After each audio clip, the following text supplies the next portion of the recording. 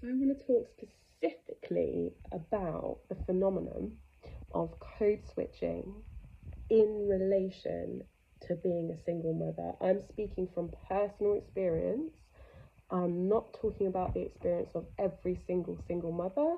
I'm not speaking for everyone, but I hope that what I have to say might have some resonance for some people that listen and might provide some validation as well. So if you don't know what code switching is when somebody steps into a differing role in dependence of what situation they're in. So you can code switch in relation to many things. So it can be to do with class. For example, a working class person might code switch if they're going into a very formal middle class environment. They might slightly change how they speak, their tone of voice, their body posture, how they relate. Somebody of a certain race or even mixed heritage, racial identity, may also code switch. Someone who, for example, lives in London and has relatives north of the country, north of the UK, and they go to visit their relatives, they might switch from a London accent to a northern accent. That's code switching. I did not realise that as a single mother, I was code switching regularly. And I do this in relation to stepping into a masculine role of parenting and stepping into a feminine. The masculine being direct, very structured, very to the point, authoritative in situations where it requires it. And then, of course, the feminine being nurturing, open, receptive, explorative, providing a space.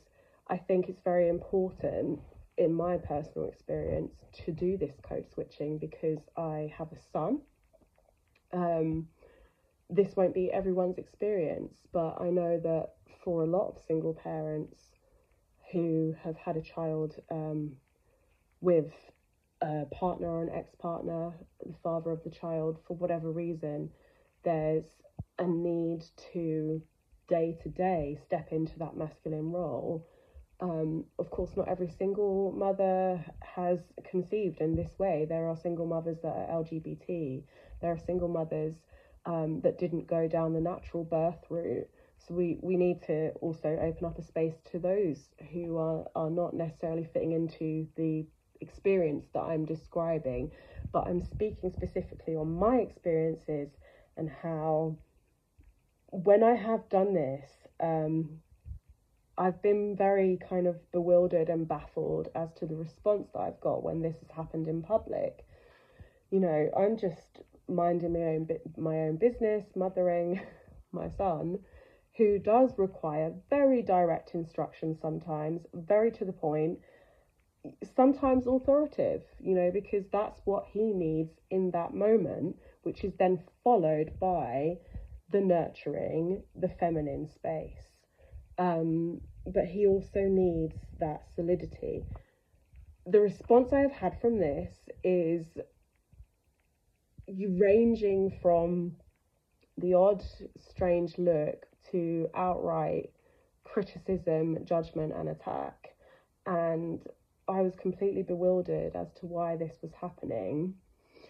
And then when I actually sat down to think about it, I realised it's because by doing this in a public space, mothering in public, it breaks the dictate of normative or intensive mothering in accordance with Andrea O'Reilly. If you go and look up Andrea O'Reilly and the dictates of normative mothering.